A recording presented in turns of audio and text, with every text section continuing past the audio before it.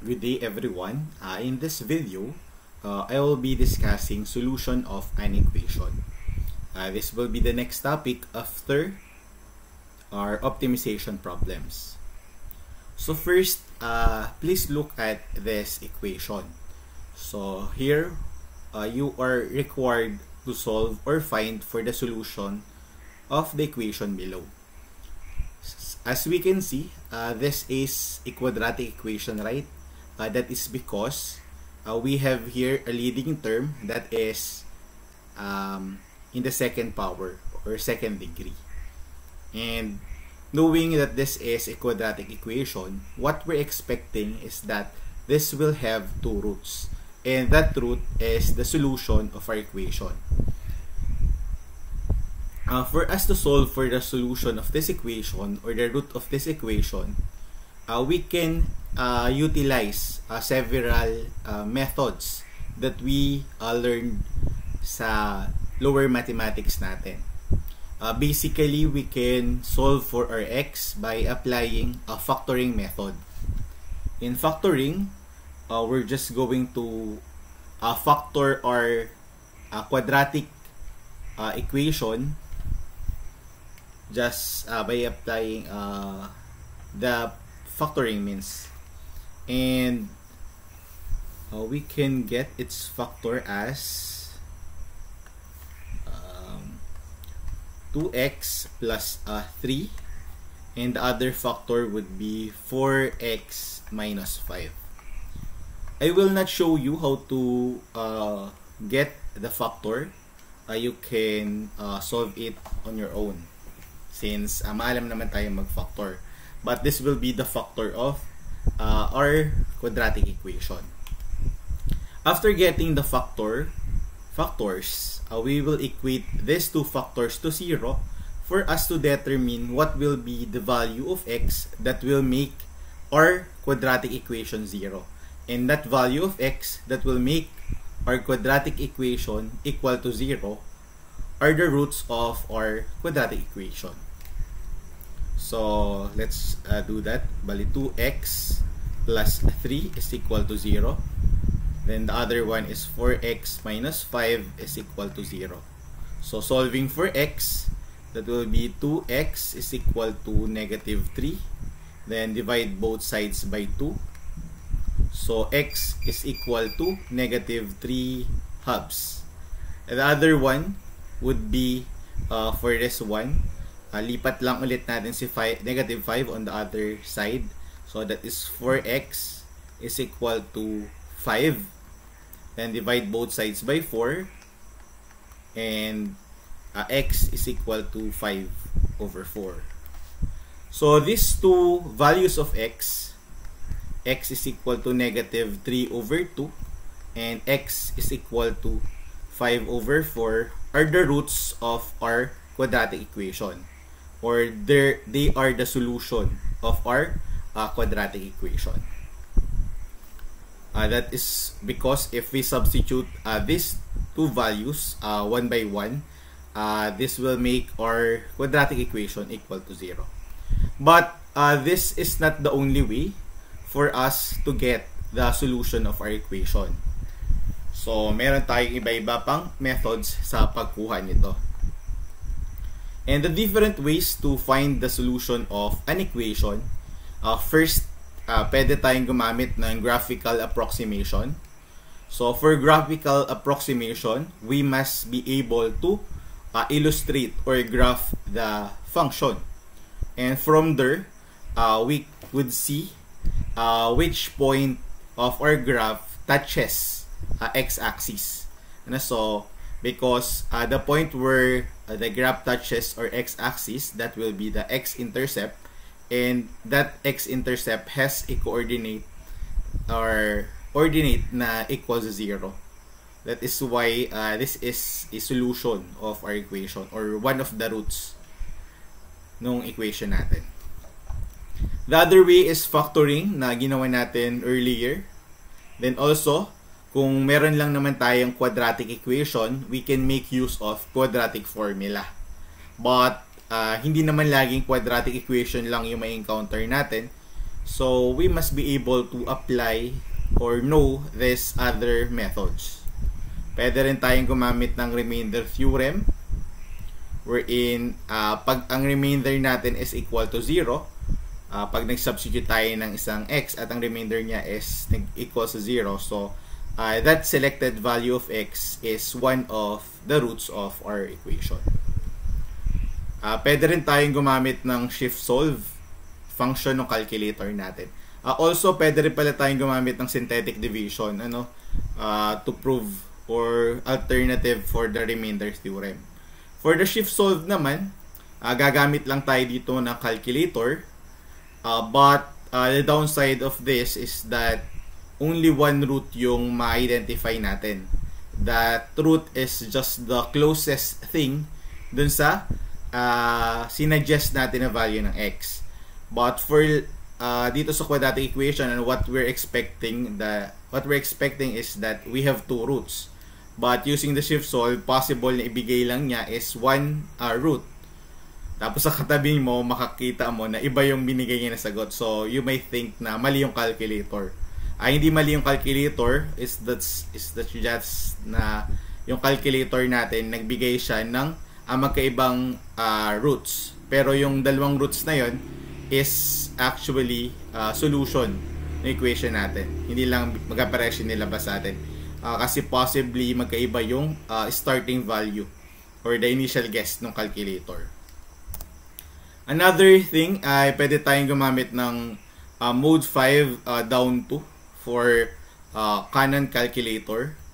This is for the quadratic equation, pero pag mode 5 down 3 ata, I don't remember it correctly, that will be for the cubic function. Kaya niya yung cubic function at kaya rin niya ata yung raised to the power of 4 na functions natin, na equation rather. Just explore this one. Then aside from this way, we can also make use of the numerical method. And one numerical method that utilizes differential calculus, is the Newton's method. That's what we're going to talk in this lecture. Actually, sa numerical method, there are various method.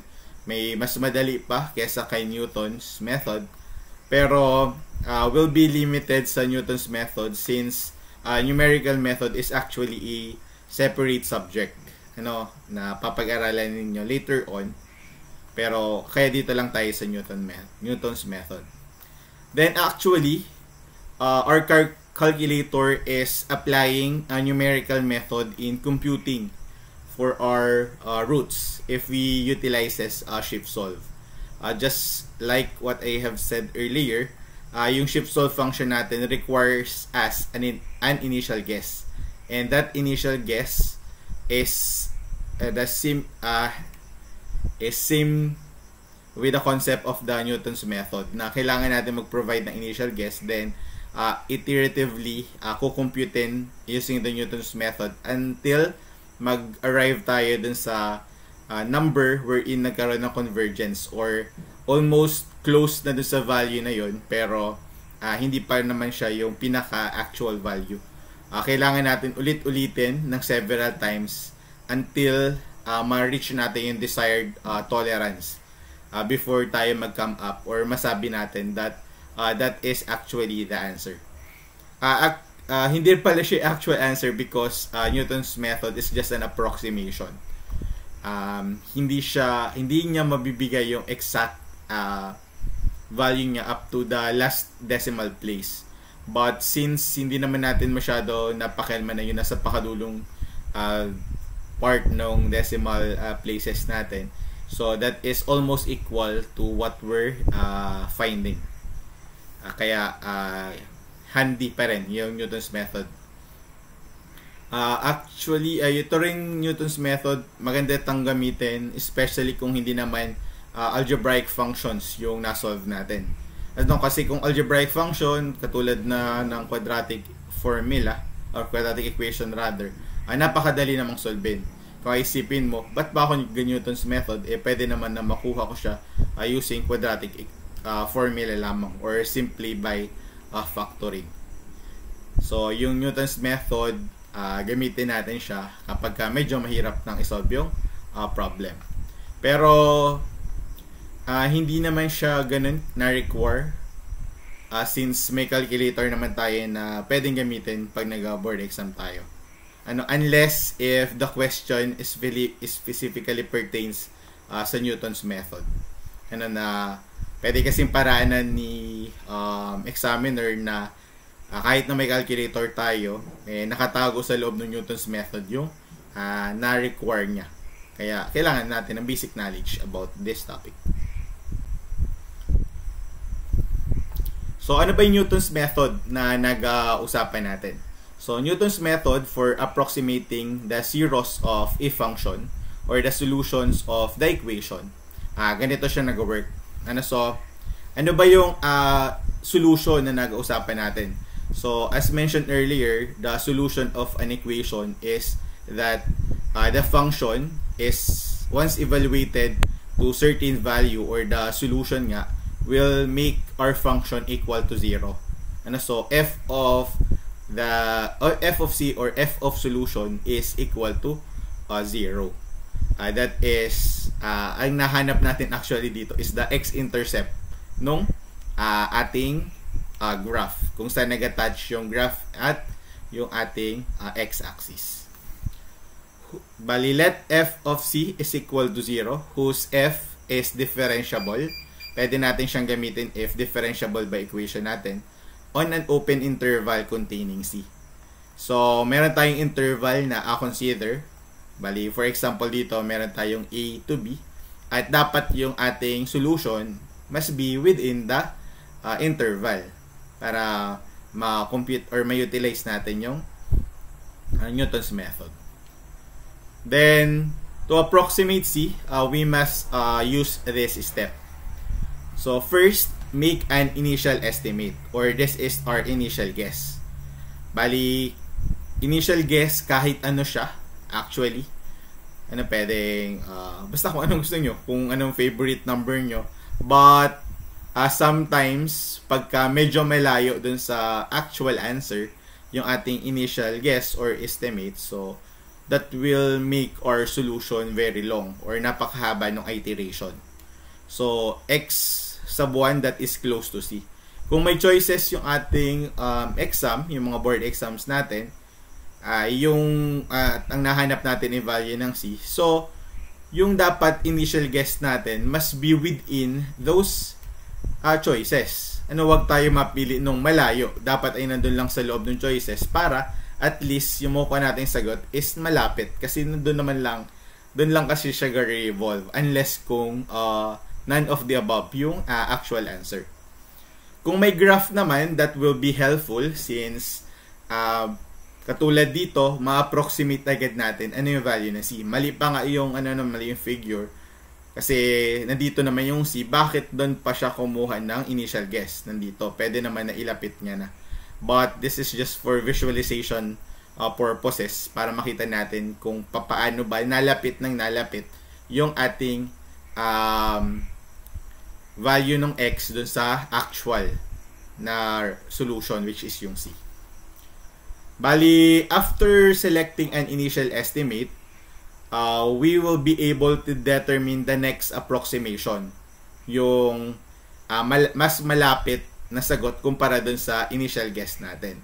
And to get the next approximation, we will be using this formula. This is the formula for the Newton's method. Bali, x sub 1, x sub n plus 1 is equal to x sub n minus f of x sub n over f prime of x sub n. So, please take note of this equation kasi ito yung gagamitin natin in order to get our roots.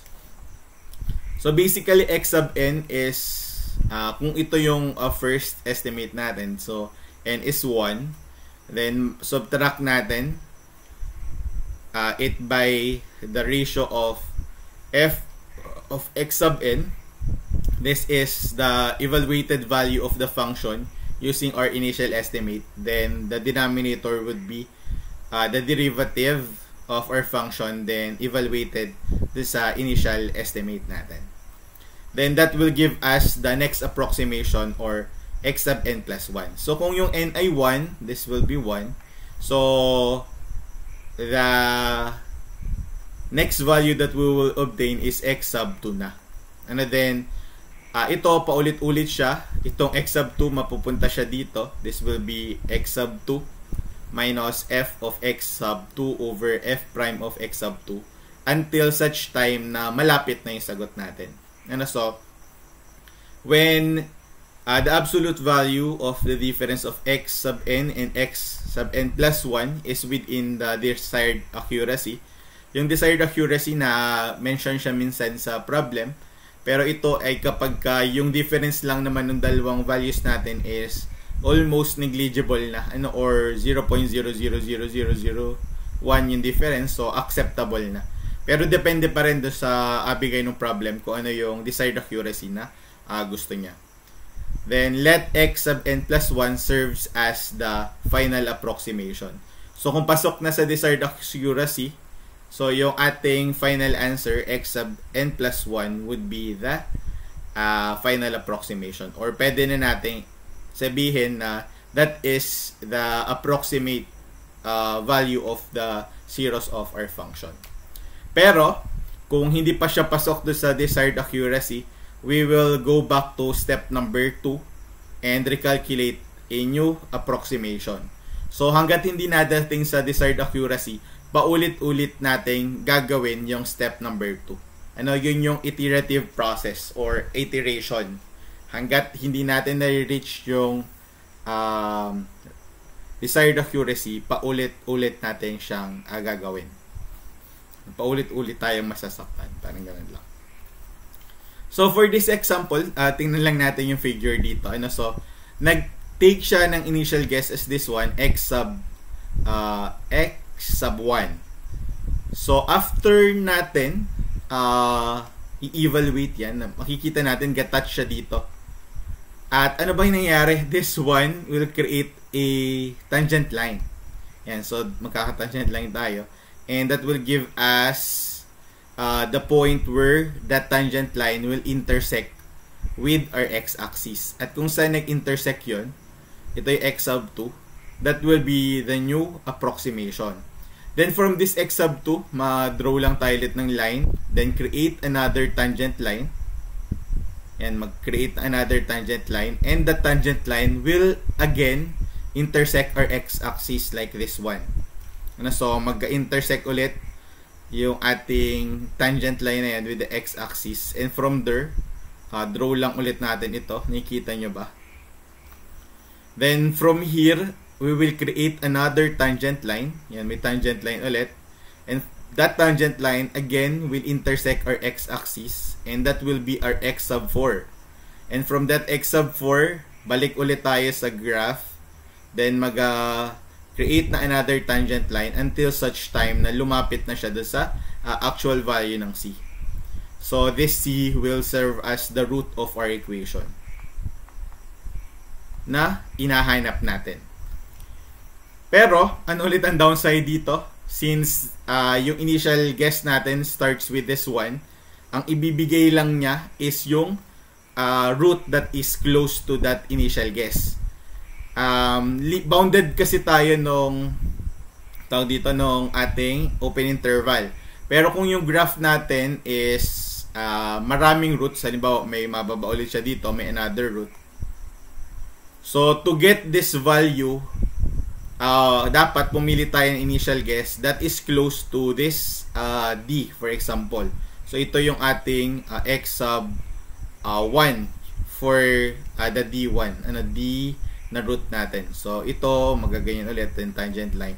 Paulit-ulit until such time na makuha na natin yung desired accuracy. Then, we can declare that that will be our root for the second root of our equation. Kung maraming roots, para lang matapos natin ito, kailangan siyang ulit-ulitin several times. And ayun yung downside nito. Itong Newton's approximation. So we will end this video here. Then I will create another video for our sample problem. Thank you for watching.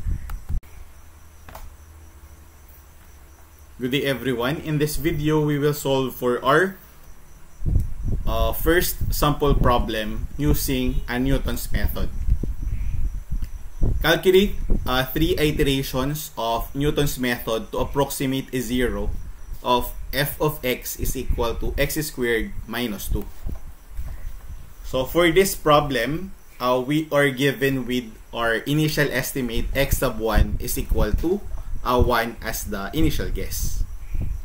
So since we're going to use Newton's method, we will make use of this formula. X sub n plus 1 is equal to x sub 1. That's x sub n minus f of x sub n over f prime of x sub n. But before we can proceed in utilizing this equation, we must first determine f of x, but that is directly given as x squared minus 2. So ang kailangan pala natin i-determine is what is our f prime of x, but simply that is the first derivative of the given function. So what is the first derivative of our given function? That is simply 2x, and that's right, 2x raised to 1, but simply that's 2x minus 0.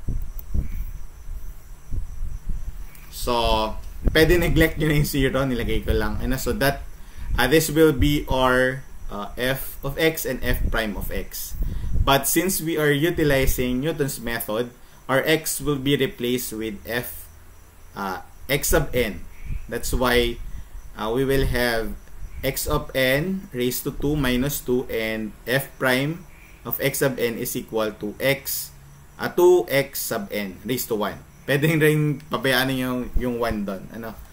Since wala naman siyang bearing doon sa magiging solution natin. Hindi ko lang natanggal.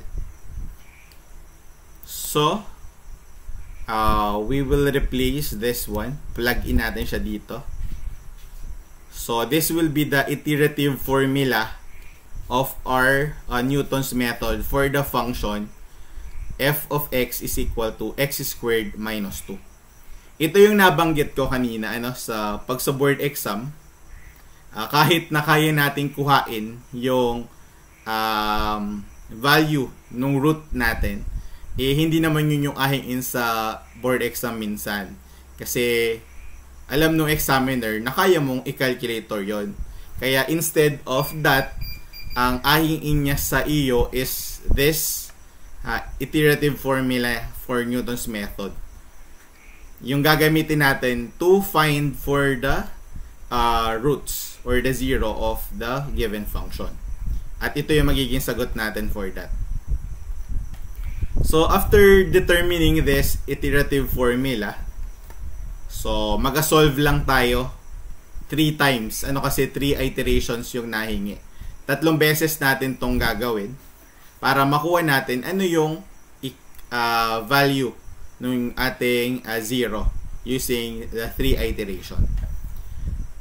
Actually, kung hindi pa kasi nag-conversion, pwede pa rin ituloy, pero nilimit lang tayo ng problem hanggang 3 iteration. So, paano na yan? So, since this is the initial guess, ba't naging 0? 0 ba? So, saglit lang hindi nagkasundo to. Check ko lang later kung depende sa magiging solution natin. So, ang n natin ay 1, then ang x sub n or x sub 1 ay equal dapat sa 1. Hindi ko lang alam kung bakit hindi siya nagkasundo. So, this will be replaced with that. X sub n or x sub 1 plus 1. So, this will be x sub 2 na yan. Is equal to x sub 1 minus x sub 1 raised to 2 minus 2 over 2x sub 1. Then, after this, palagin natin yung value ng x sub 1 natin. So, this is 1 dapat. Hindi siya 0. So, x sub 1 ay equal sa 1. So, lahat ng x sub 1 ay palitan natin. And that will give us x sub 2 equal to 1.5. So, may 1.5 na tayo na approximation. Ibig sabihin, hindi man 1 yung ating 0, pero ito ay mas malapit sa 1.5. So, next tayo. Ang n na natin ay 2. Then, ang x sub 2 natin is 1.5. So, lahat ng n dun sa ating iterative formula, mapapalitan siya ng 2. So, this will be x sub 3. Then, is equal to x sub 2 minus x sub 2 squared minus 2 over 2 times x sub 2. At replace natin yung x sub 2 with its value. That will be 1.5. So, 1.5 minus 1.5 squared minus 2 over 2 times 1.5. And that will give us x sub 3 natin na equal sa 1.416667. So, ito yung another problem sa Newton's method kasi kailangan natin i-take into account yung decimal value. Bali, dapat careful tayo dito kasi pag nag-round tayo, there will be a truncation error or rounding off error. Kaya dapat medyo mahaba yung gamitin natin. So, this will be our x sub 3. So, we will have x sub 3 as our next guess. Since this is the second pa lang to, no? Second iteration. Kasi first, ang sagot sa first iteration is x sub 2. Ang sagot sa second iteration is the x sub 3. So, ito na yung panghuli. Yung x sub 4 natin will be the third iteration. So, x sub 3 ay equal sa 1.416667 at lahat nung n natin mapapalitan siya ng 3. So this will be our working equation now. Then replacing x sub 3 with its value na 1.416667, makukuha natin ito at ang value ng ating x sub 4 is 1.414216. Bali, actually, hindi pa ito yung actual end or the actual root kasi almost equal pa lang siya dun sa totoong root nung equation natin. Pero since ay napatigil na tayo ng problem dito, ito na yung answer for that. Pero kung pagpatuloy pa natin yung ating iteration, this will be x sub 4. N is 4, x sub 4 is equal to 1.414216. So, mauulit to. Magkakaroon pa tayo ng x sub 5 na mas malapit pa doon sa original or sa totoong actual value ng ating root. Pero kung iisipin natin, yung number na to, pag kinalculator nyo yan, that is almost equal to square root of 2. Tama ba? Square root of 2. Kasi yung root natin ay square root of 2. Yung totoong value ng x ay plus and minus square root of 2. Kaso, ito yung downside na nasabi ko sa Newton's method. Isa lang yung makikita niya. Yun lang malapit sa 1 sa initial guess natin na 1. That is the positive square root of 2. Pero if we will have, try nyo, if our initial guess is negative 1, this will give us yung ating 0 na negative square root of 2. Kasi that's the other root. So, bakit ko nasabi na square root of 2 yan?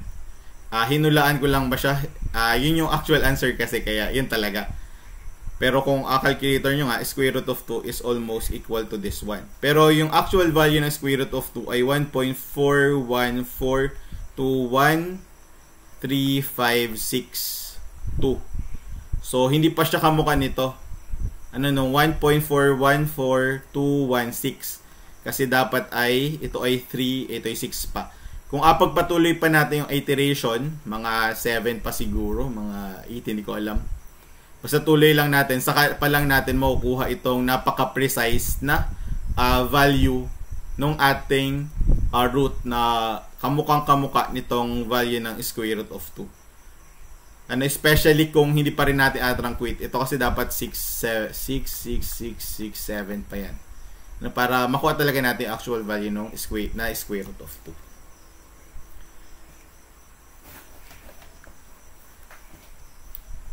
Bali, I hope nasusundan yung nagawa dito sa Newton's method natin.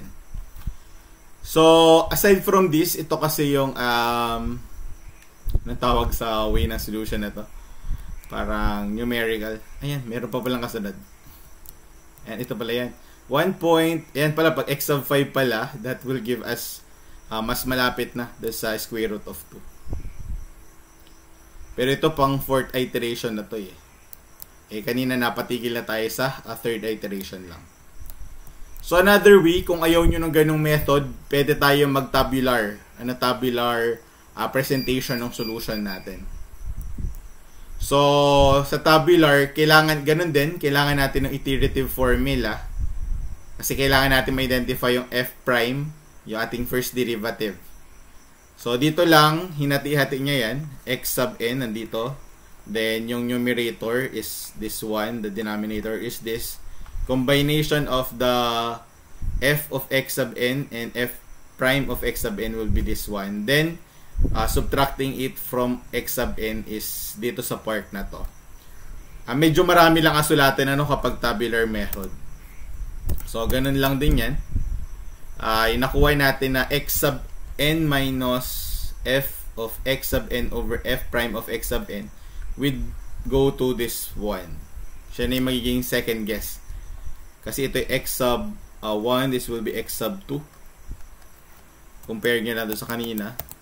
So this one will become our x sub 3. Then this one, our x sub 4. Ba't naka-0 to? Bali, hindi ko alam kung bakit naka-0 agad siya. Solve ko lang x sub, yun? X sub n, 1.41216 squared minus 2. Naka-0-0 na kasi dyan kasi napastop na kasi dapat tayo dito. Ito na kasi answer natin. Kaya, hindi ko na siya sinolve.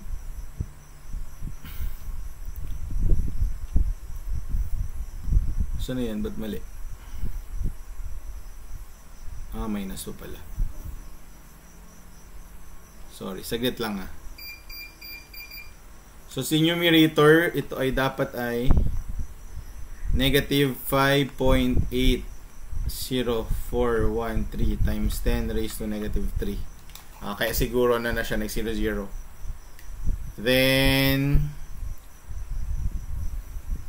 saglit lang store ko lang para hindi ko na ulitin. 2 times 1.414216. This is 2.828432.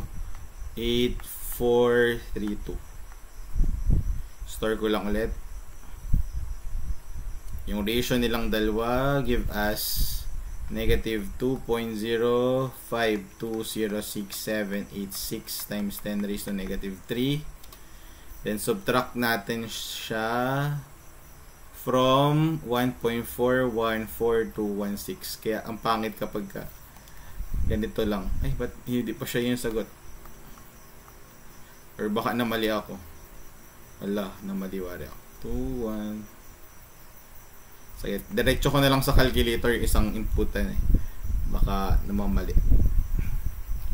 4.414216 store natin sa x, then x minus x squared minus 2 times 2 times x. So mali nga ako dito. May mali dito. Pakiayos nyo na lang.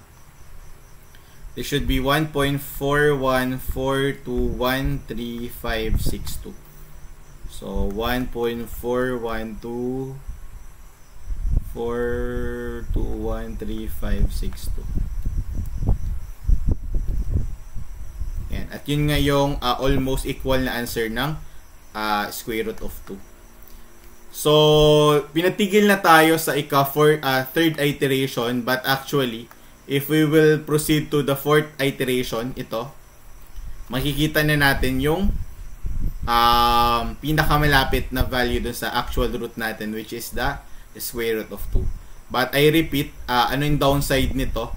Square root of 2 lang yung nakuha natin. Pero since this is a quadratic equation, meron pa tayong isang root na kailangang mahanap, and that is the negative square root of 2. Pero since yung problem naman, ito lang yung sagot do sa mismong problem. Pero kung iisipin mo, meron pang isa, which is this one. So later, meron kasi ditong Excel. Pero end ko lang muna yung video kasi pag lumipat ako dun sa Excel, mapuputol din yung video natin. So, good day. Bali, for this part, solve natin using Excel yung problem na sinolve natin earlier. Which is the root of x squared minus 2. X squared minus 2 ba yan? Saglit lang. X squared minus 2. Tama. X squared minus 2. So, to solve for that, kailangan natin mag-create ng Excel, same with the sheet do sa tabular method na ginawa natin. So, we will have x sub n dito, f of x sub n, then f prime of x sub n, then the ratio of that, then x sub n minus f of x sub n over f prime of x sub n. Actually, pwede yung paiksiin yan, diretso dito sa dulo na yan, dito. Pero medyo mahirap kasing i-type yung equation natin. So, for this one, since yung ating function is, nasa na yan? Makapagsulat ba ako? Ang function natin ay ba't ganun? Nagaloko. X squared minus 2. Pag nag-excel way tayo nung pag-solve, kailangan pa rin natin makuha si f prime of x. Kasi kailangan natin ilagay dito sa ating Excel sheet yung formula na yan. Kung ating ninyo, this will be the formula. So, dito sa cell na to, C3, nakalink lang siya dito sa input value natin, sa B1.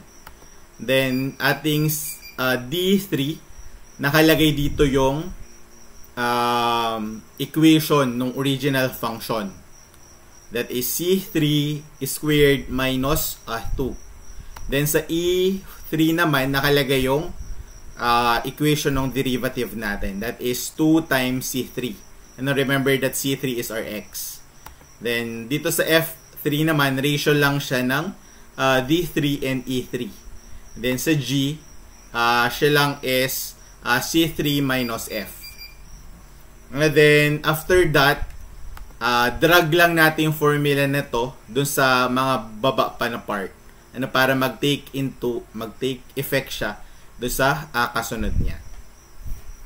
So, once you created this equation, pwede na natin bago-baguhin yung initial guess. So, ano bang binigay nga na initial guess dun sa problem natin? Ang binigay na initial guess ay 1. So, pag plug in lang natin initial guess na 1, may kita natin dito. Yan. So, 1, parehas siya na nakita nasa PowerPoint presentation natin kanina. So, actually, dito, ilan na siya? Dito, negative 12 na yung exponent. So, napakaraming decimal places na ang nasa likod. At pagka kinuha natin yung difference niyan, dito sa checking part, sa difference. So, negative 6 exponents na. 10 raised to negative 6. So, yung tolerance nito napakataas na. Almost equal na siya do sa actual value. Kung mapapansin natin dito, yan, almost 0 na yung difference. So, sa ika-7th na iteration pala natin makukuha yung pinaka-precise na value nung root natin.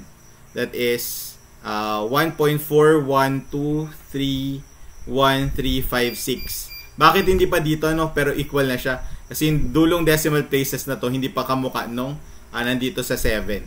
Almost 0 na dito. Bali, what if lagay natin yung 5 na initial guess? So, kung nilagay natin ay 5 na initial guess, ano lang nangyari? Ganun pa rin naman. Nag-arrive pa rin tayo sa actual na answer. Pero, makukuha natin yung napaka-precise na root ay ika-8 na iteration pa. Kung kanina pag 1, ika-7 lang, dito pang 8 na ulit natin siya makukuha. Hindi pala siya pang 8. Yung kanina pang 6 siya, ito pang 7 kasi dapat ito minus 1 para mabilang natin yung iteration. Sorry for that. Pero katulad nung nakuha natin, positive yung nakuha. Pag nilagay natin dyan ay 10, positive pa rin. Pag 10, pang 8 na iteration na. So, paglayo natin na paglayo dun sa 1, napapansin nyo ba? Nadami din yung iteration. Lagay natin 100. So, pag 100 yung initial guess natin, alam natin na napakalayo niya sa square root of 2. Pero kahit na napakalayo niya, mag-converge pa rin, at converge pa rin yung ating Newton's method dun sa actual root na inahanap natin, which is square root of 2.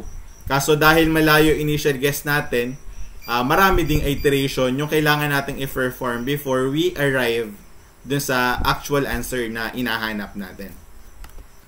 Pero just like what I have said earlier, ang nahahanap natin ay isang root lamang. Yung root na mas malapit dun sa square root of 2. Pero meron pa isang root which is the square root of negative 2. So what if negative 100 yung ilagay natin? Alin bang mas malapit sa negative square root of 2? Yung 100 ba or negative 100? Siyempre, yung negative 100.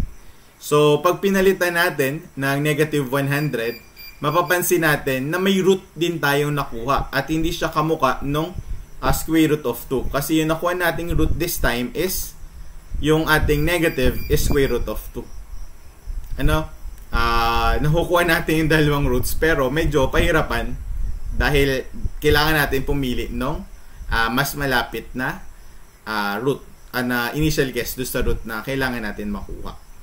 Kasi, so after natin makuha si square root of 2 na root, at alam natin na may nahanap pa tayong isa, we must select a new initial guess that we think is closer doon sa inahanap pa natin na isa. Pero paano natin malalaman kung ano yung possible na closer pa doon sa isa pang root na inahanap natin? So, dun sa part na yan, medyo trial and error unless meron tayong very good guess. Or parang intuitive guess na ay, dapat ganito yung initial guess ko para makatch yung another root na inahanap natin. Or possibly nga, kung may choices, paglaruan natin choices kasi that might give us an idea kung nasan located yung root. Or kung hindi naman possible yung choice, mag-draw tayo ng graph. From there, we can visually inspect kung nasaan yung another root na inahanap natin. Pero dito, medyo madali kasi siyang ma-identify kasi quadratic equation lang. Pero paano kung hindi nga quadratic equation or hindi na siya algebraic na function? So, hindi natin yan ma-identify right away. Walang good guess na pwede natin pwede mag-come up dun sa initial guess na dapat natin gamitin. So, ano pa ba ang kailangan natin dito? Yan, lagay natin sa negative 2 o negative 1. Yan, negative 1, pag nilagay natin yung negative 1, so yan, makukuha natin ay yung negative square root of 2 na root. Pero what if ang ilagay natin na starting root is napakalapit na dun sa negative square root of 2? So, let's say negative 1.4. So kung mas malapit yung ating initial guess, mapapansin nyo, mas mabilis na nag-converge or maunting iteration lang yung kailangan natin gawin para ma-solve yung ating problem. What if dagdagan pa natin ng negative 1.41 421. So yan, so mapapansin nyo, napakalapit na agad nyo dun sa sagot natin. And just like sa sinabi ko kanina, ito yung nagamit ng calculator natin na concept para makuha yung answers niya. Kaya pag shift solve yung ginamit, isa lang yung mabibigay na answer kung ano lang yung malapit sa initial guess. Pero take note na meron pang ibang possible na solution. Hindi lang kung ano yung binigay ng calculator natin. At yun din yung similar reason kung bakit minsan iba yung nakikuha ng inyong kaklase doon sa na-solve ninyo. Kasi magkaiba kayo ng starting guess. But they are both true. Pero pwede nating i-neglect yung other root. Kasi tulad nito, kung ang na-expect natin ay countable or tawag dito, positive yung value. So, yung negative na root ay pwede nating i-disregard. Kapag real object or time yung nag-uusapan. So, dapat positive lang yung answer na i-consider natin. Bali, that's all for this video. But, meron pa tayong mga susunod na videos para sa next sample problems pa natin. Thank you for watching. Okay, everyone. For this video, we'll have our example problem number 2, and this time, this is also again about Newton's method. Use Newton's method to approximate the zeros of f of x is equal to 2x cubed plus x squared minus x plus 1. Continue that iteration until two successive approximations differs by less than 0.0001. So, pwede na daw tayong tumigil kapag yung desired accuracy ng ating approximation is less than sa 0.001. That is, if kukunin natin yung absolute value ng x sub n minus x sub n plus 1. Tama ba? Or baliktaran. Kahit na nagkabaliktaran yan, parehas na absolute value naman, ay equal na sa or less than sa 0.001. So, dito sinabi zeros ng function, pero makukuha lang natin is isa lang for this part. Kasi katulad nga ng sabi natin kanina, kailangan natin ulitin ulit yung process para makuha natin yung another zeros ng function. Pero focus lang tayo dun sa zero ng function that is close to this one. Pero what we're expecting for this function ay meron dapat na 3 zeros yung function natin, because this is a cubic function. Pero pwede rin naman na isa lamang, pwedeng dalawa, or pwedeng wala na zero. That might happen if complex yung roots na meron for this function. Pero meron tayong isang root na present at nandito nga siya. Pero since naka-graph to, hindi natin ma-identify right away what is the exact value of our 0 that is in between negative 2 and 1. Negative 1 rather. So we will make use of Newton's method to identify the value of this root. So we must have an initial guess, but meron tayong graph, so we can make use of this graph to at least have a very great assumption or approximation ng value nito. So this might be 1.5. So this is 2.5, negative 1.25. So we could say that this is negative 1.2. So negative 1.2 will be our initial guess, or x sub 1. Also take note, gagamitin natin for this one is the tabular method, but you may opt not to use this one. Just use yung parang linear lang na solution. So what will be our f of x sub n? Ang f of x sub n simply is that this original function wherein we will replace all x with x sub n. So f of x sub n is equal to 2x sub n raised to 3 plus x sub n raised to 2 minus x sub n plus 1. Then what will be f prime of x sub n? That is just will be obtained by getting the derivative of f of x sub n. F prime of x sub n is simply 6x sub n raised to 2, tama ba yan? Plus 2x sub n minus 1. So, this is f of x sub n and this is f prime of x sub n. So, since we have this derivative na, we can now compute for this remaining portion. Just evaluate that. So, replace x sub n with our initial value. So, for the initial estimate, negative 1.2. F of x sub n will be 0.18400. Then, f prime of x sub n will be 5.2400. Then, the ratio of that is 0.03511. Then, x sub n minus this portion will give us negative 1.23511. Anong tawag na natin dito? This will become our x sub 2 or the next approximate.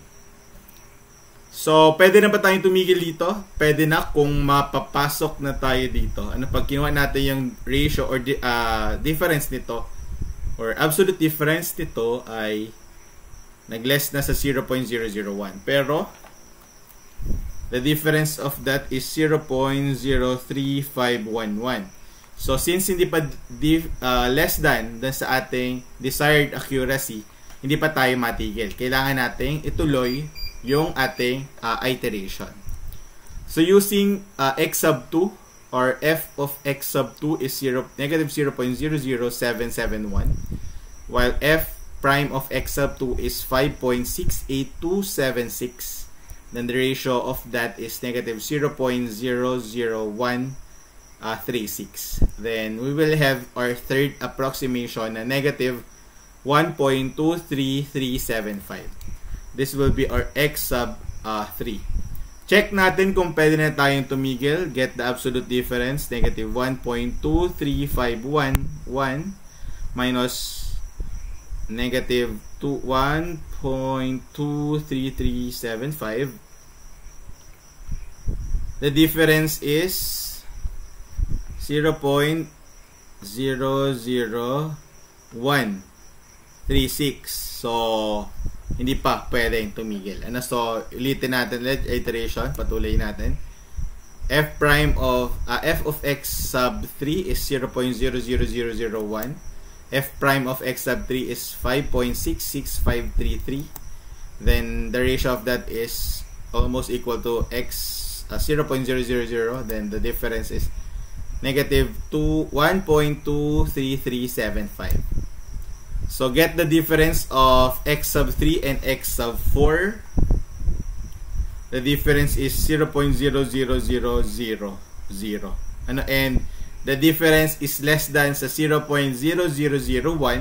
Therefore, we can now stop with this one, and we could say that the zero of our function near our initial guess na negative 1.2 is negative 1.23375. So, we could stop here na.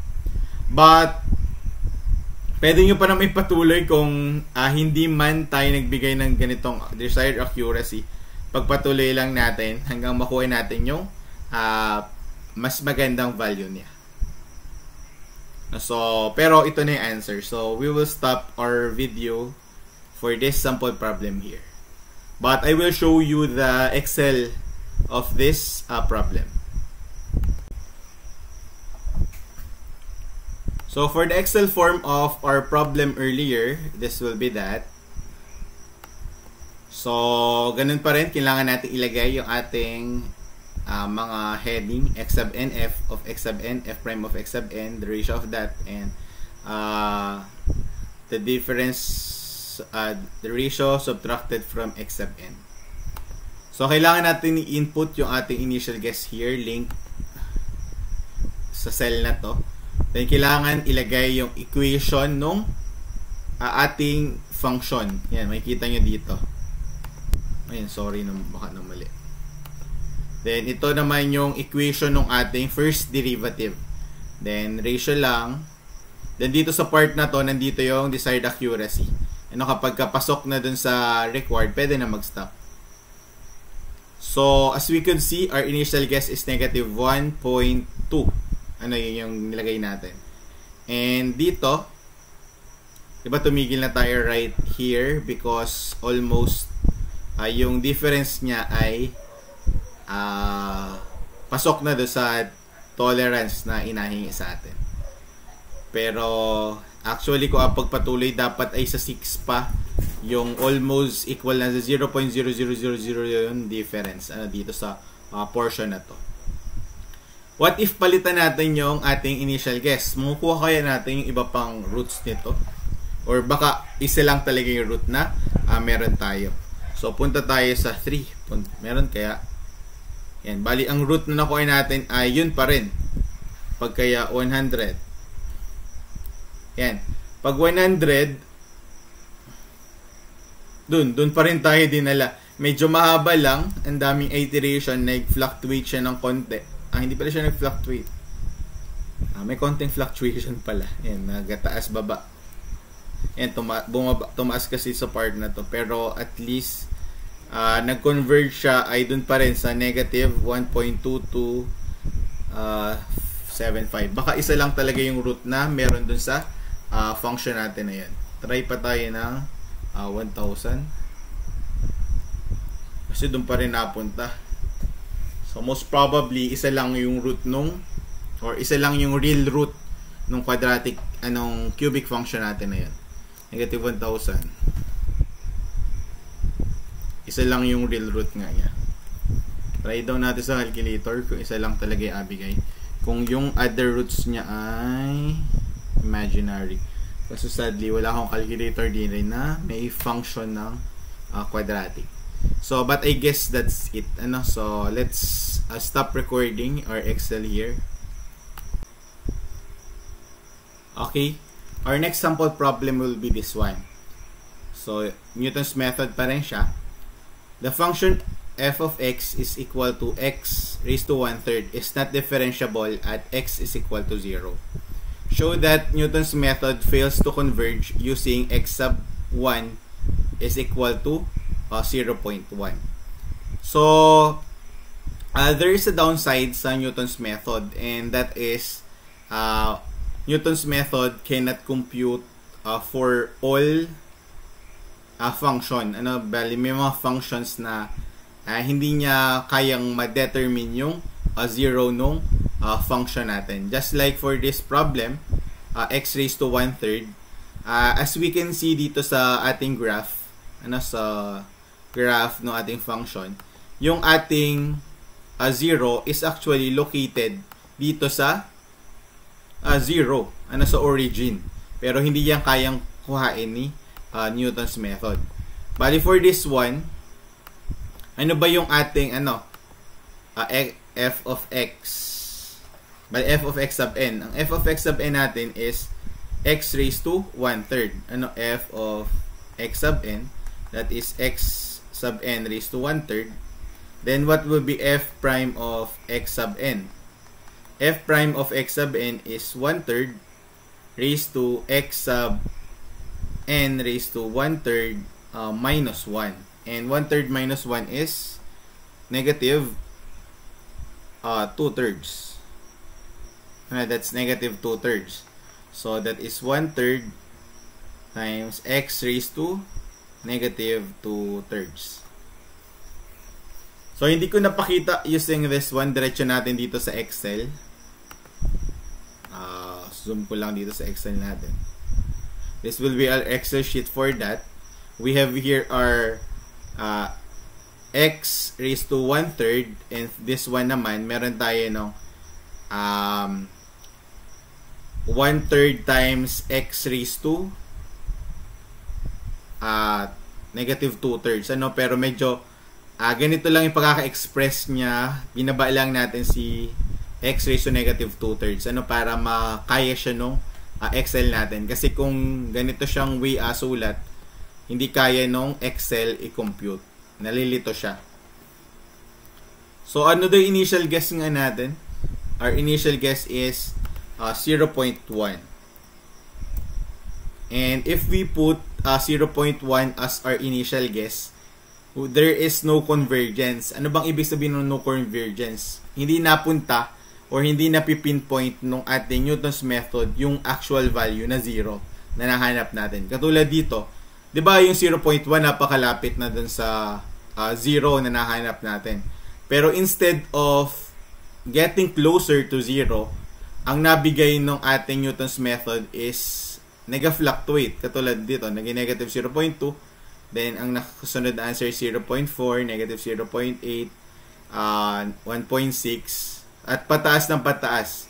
Ano, nag-diverge siya instead na mag-converge. Katulad dito sa illustration na to, yung 1 point, nandito x sub 1, then instead na lumapit nga is nalayo ng nalayo. So, may downside yung ating Newton's method. Yun lang yung gusto sabihin doon sa problem na to. Kahit palitan natin yan, lagay pa natin ng 0.001. Ano? Maliit yung value. Kasi kanina ilan siya?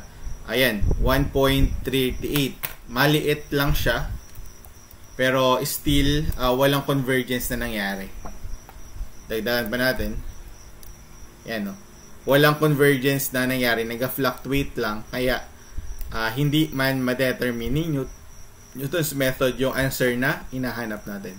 Kahit lakihan mo yan, 1,000. So, pag ginawa 1,000, lalo lang nalayo na nalayo. Kahit pa almost equal to sa 0, yan. Walang convergence na nangyari at nagkaroon lang ng divergence. So, on the later slide, malalaman natin yung test to determine if pwede bang gamitan ng Newton's method yung problem or hindi. And so, that's it for this video.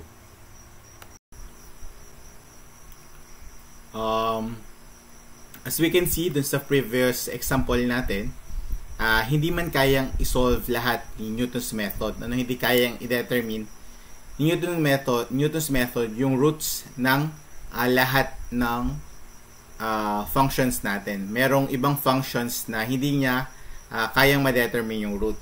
And for us to understand or know if yung bang function na binigay sa atin ay makukuhaan natin ng root using Newton's method, kailangan natin ma-check itong convergence condition or condition of convergence.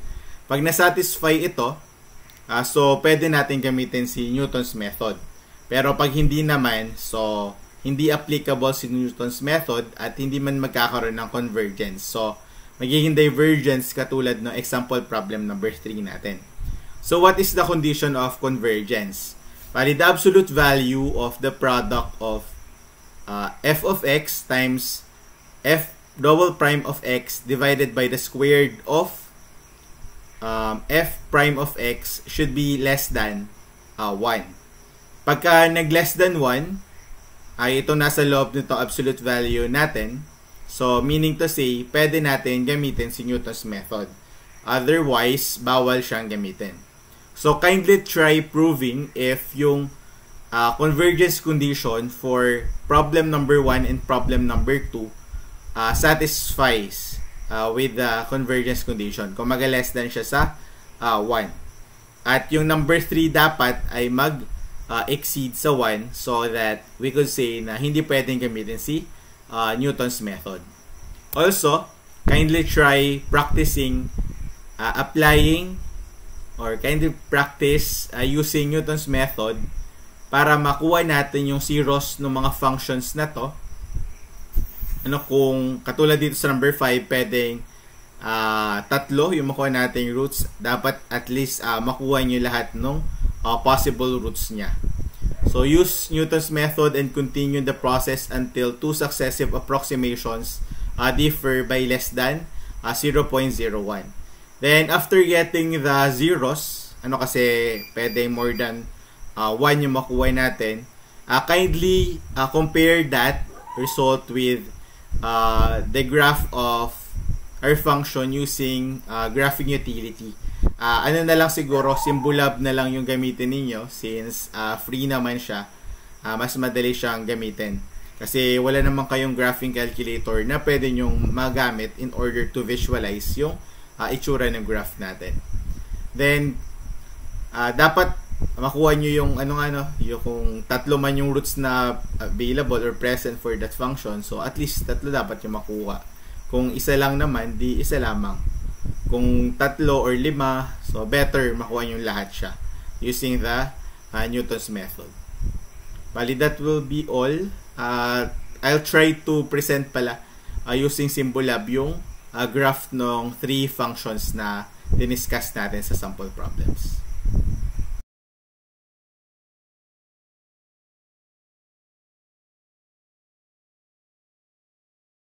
Good day. Bali, we will have our graphing utility or graphing calculator using Symbolab for us to visualize yung itsura ng mga graphs. Even though may provided naman na graph dun sa ating discussion. Bali, our first function is f of x is equal to x squared, right? X squared. At ayaw niya. Paano siya mag-x squared? X squared minus 2. So, as we could see, this is the graph of our first function.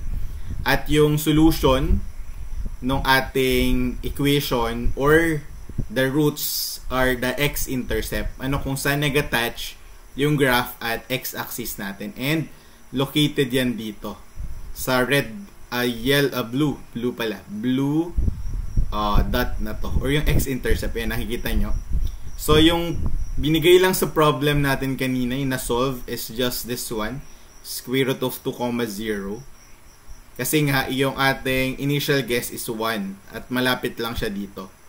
Pero nung pinalitan natin yung ating initial guess na mas malapit sa square root of 2, katulad ng negative 1, ang abigay niya sa atin na root is yung mas malapit sa negative 1, and that is negative square root of 2. Kaso nga, yung nasabi natin na downside ni solution ni Newton's method, isa lang yung kaya niyang ibigay, which is the nearest dun sa ating initial guess.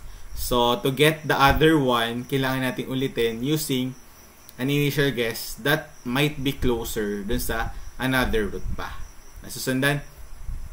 So, punta naman tayo dun sa graph ng next function natin, that is 2x raised to asan na yan? Raised to 3. Asan na yan? Ba't ayaw ipakita? Ay, may kasi. So, kung ito pa lang siya, pag 2x raised to 3, tapos kaso may plus x squared. Saan na ba? Ayaw ipakita. So, as plus x squared. So, mapapansin nyo na pag yun lang, pag dalawa pa lang, hindi pa kasama yung iba, may dalawa tayong root. Tama ba? Nasaan na? Ayaw pakita. Nahihirapan. Di mag-zoom. Ayan. Tatlo. Dalawa lang. Ayan. Ito yung root na isa, then another root here. Plus tayo yung kasunod na part. Minus x. Nung sinubtract natin sa x,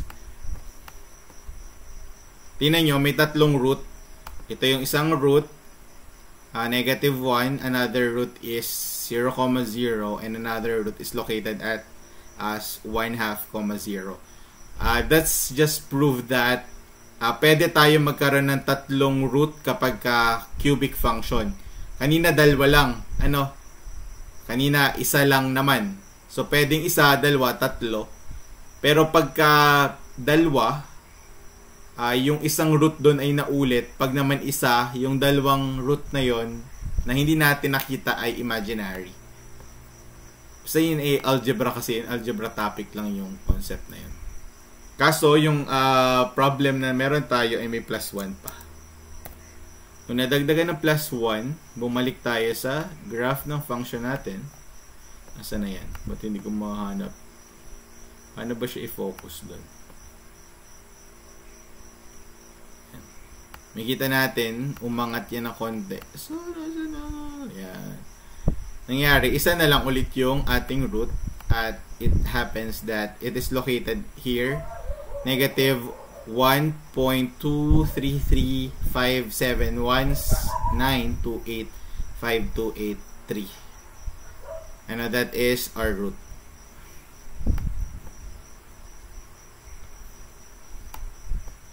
Then lastly, dun sa last example natin, though hindi kayang computein ni Newton's method, pero may root siya. Ano? Hindi lang kayang isolve ni Newton's method. Pero undeniably na may root naman siya. Yan, paano na yun malabas? Yung makita, yung orange part. Medyo converge, naka-ano siguro maigi. Ano ba ma-focus? Yan, ayan, yan pala. So, yung root nga niya ay located sa 0,0, pero hindi kayang isolve ni Newton's method. Sadly. Kasi nga, hindi niya na-satisfy yung convergence condition na binanggit sa last part ng discussion natin. Bali, I hope somehow naintindihan ninyo yung Newton's method. Pero kung hindi nyo maintindihan ito ngayon, turo ulit yan sa numerical method ninyo na subject. At mas marami pang iba-ibang ways para makuha natin yung root of our equation. Bukod pa dito sa Newton's method, patikim pa lang to nung next subject ninyo. Kung lang. That's all. Thank you for watching.